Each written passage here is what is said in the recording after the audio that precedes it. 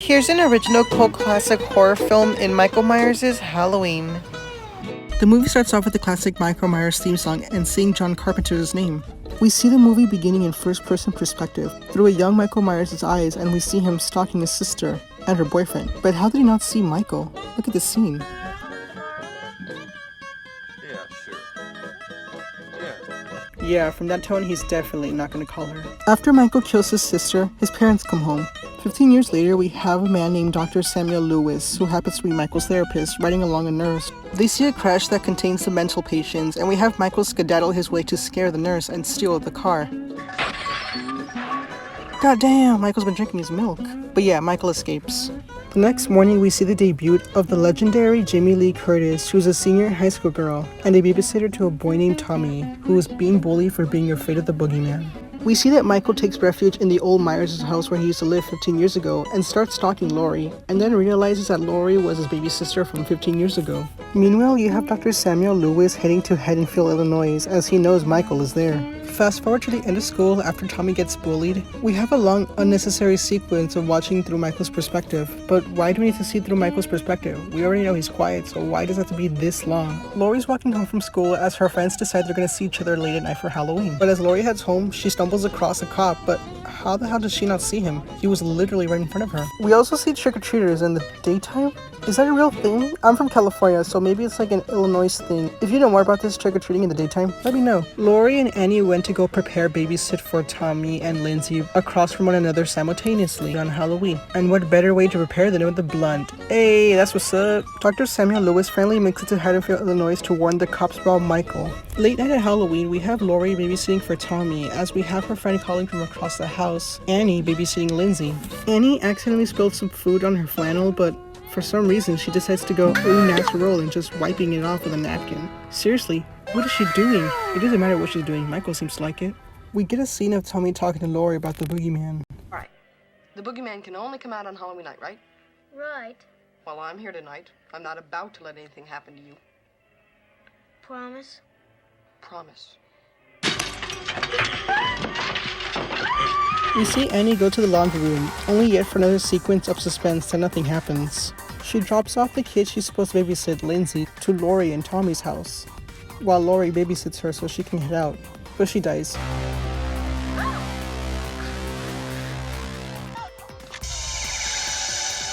We have Tommy hiding from Lindsay to pull a prank, but how the hell did Lindsay not see him? We have Dr. Samuel Lewis scaring unsupervised kids from the Myers house, but it was the 70s. Kids were always unsupervised. We have Laurie's other friend from earlier in the film, who was in the same house Annie and Lindsay were before heading to Laurie's. Realizing that no one's home, she decides to have sex with her boyfriend. Also, why does everybody, climax during this film so fast and during sex? But Michael kills them. He even hangs the boyfriend with a knife.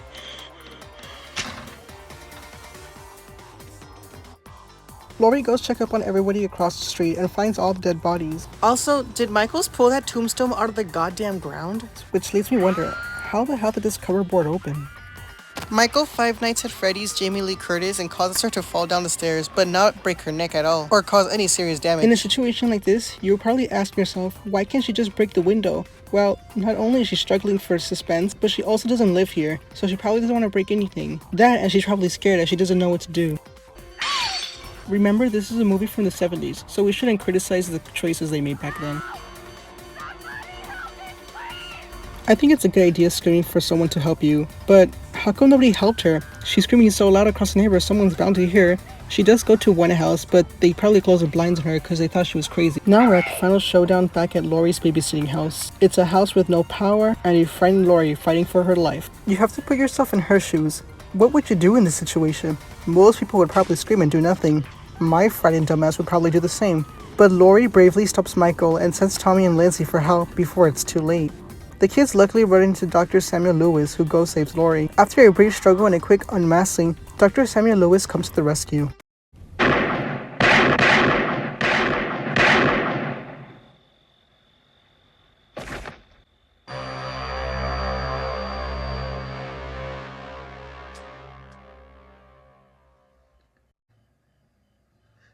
What's the boogeyman? As a matter of fact, it was.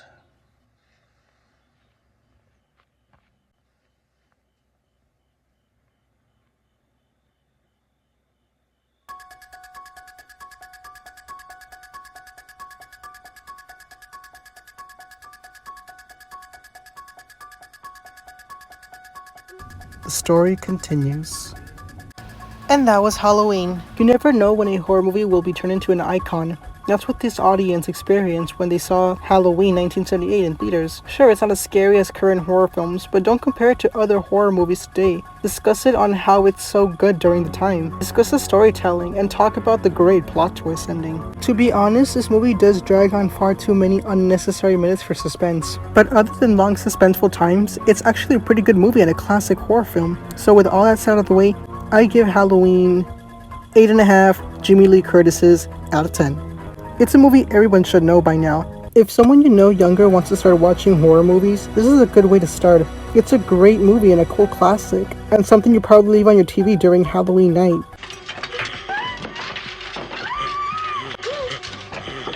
I recently saw Halloween 2, the direct sequel to the first and original Halloween 1978, which if you haven't already seen, you should totally check it out on my channel. Of course, I'm doing this for both the Spirit of Halloween season and for the sequel of the third reboot of the Halloween franchise, which is Halloween Kills. But anyways, the movie starts off straight after the first Halloween. After Dr. Samuel Lewis shoots Michael Myers straight out of the balcony, he starts looking for him after he escapes. We spend the first 5 minutes of Michael Myers' POV stealing a knife. Thankfully, the old lady didn't get killed, but why is she screaming? It's just blood.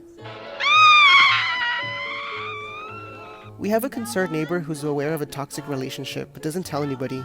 There was someone screaming next door. Yeah, Mr. and Mrs. Elrod. His wife's always picking on him. He probably got angry and decided to start beating her. The girl named Alice notices the door is open, but after hearing the deaths, she still has the balls to simply say, Who is it? "Holy crap, that actually scared me."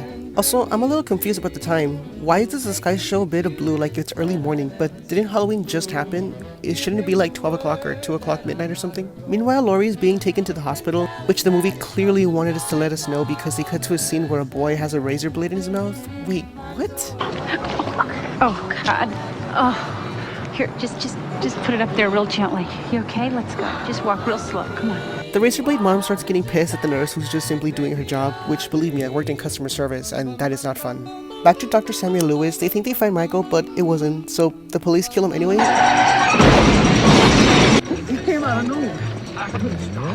What? What is wrong with them? How do you not see a person walking like miles in front of you? We have Laurie having a little side love story from the first responder who knows her from school. The police chief sees the body of his dead daughter from the first Halloween in 1978, but he does it in the public, in front of the neighbors and the news cameras and TVs and very professional police. This cowboy saw where he was going and still bumps into Michael Myers.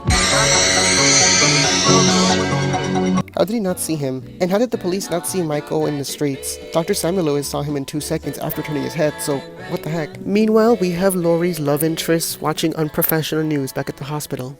The streets between Chestnut and 10th are jammed with people and cars.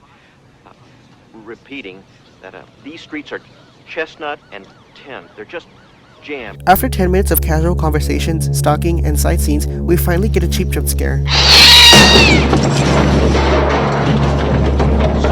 We have phone lines not working, so Mr. Garrett, the security guard, goes check out the problem, and then we have a cliche of the walkie-talkies not working, but he dies. After almost another 10 minutes of talking and detective work, we get another cheap jump scare.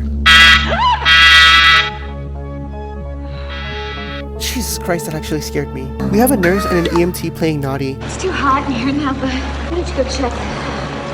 Cold out there. It can get cold in here. That's right, girl. Let him know. Gotcha. So Michael kills him anyway.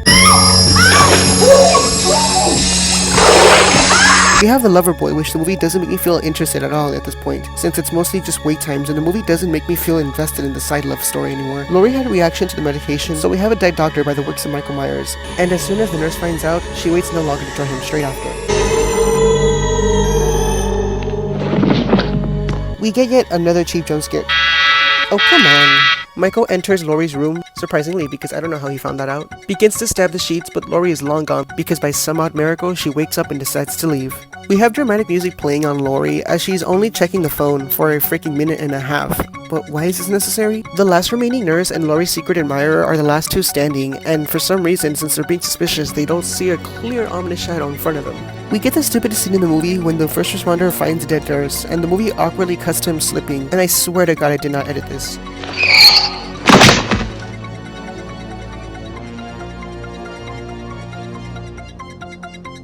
We have a nurse about to leave to go get help, but we get the cliche of the car not starting up. We then get my favorite scene of Halloween 2 when a drugged Laurie sees Michael again after their first encounter in the first film. Wait, Laurie!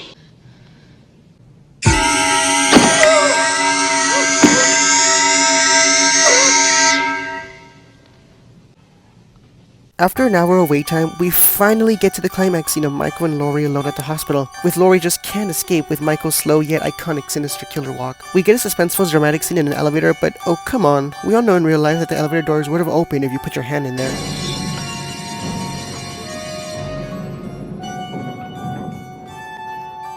Dr. Samuel Lewis learns more about Michael, but how did the doctor not know this? He's been his therapist for over 10 years.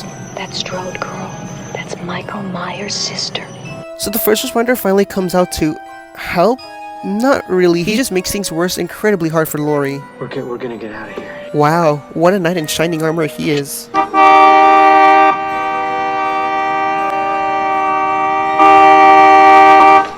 Laurie sees the cops and the detectives, but no one sees a crawling injured woman, and I know she's drugged, but why does she decide to scream after they go inside?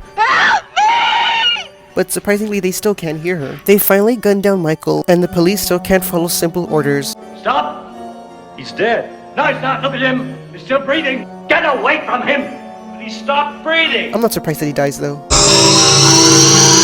We have a woman named Miriam start calling the police. You start to wonder what the hell is taking her so long, and it's just simply the police aren't doing their job right. Marion Chambers with Dr. Loomis at the clinic. He's here.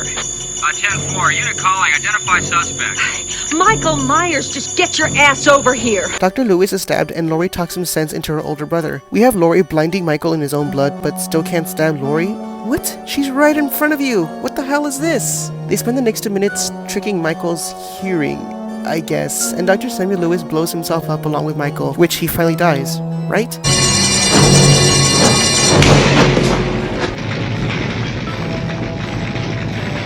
And just like that, we have one last shot of the beautiful Jamie Lee Curtis, and the movie ends, right?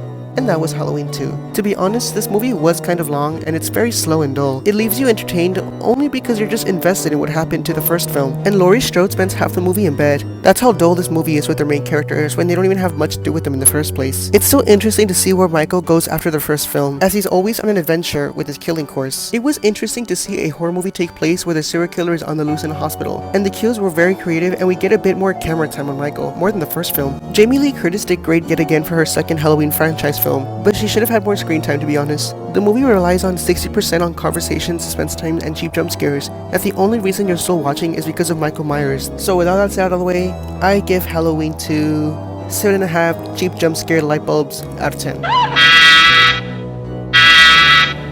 I hope you guys enjoyed Halloween Kills, and I'll see you guys really soon. As always, have a great day, stay safe, and stay tuned. Bye!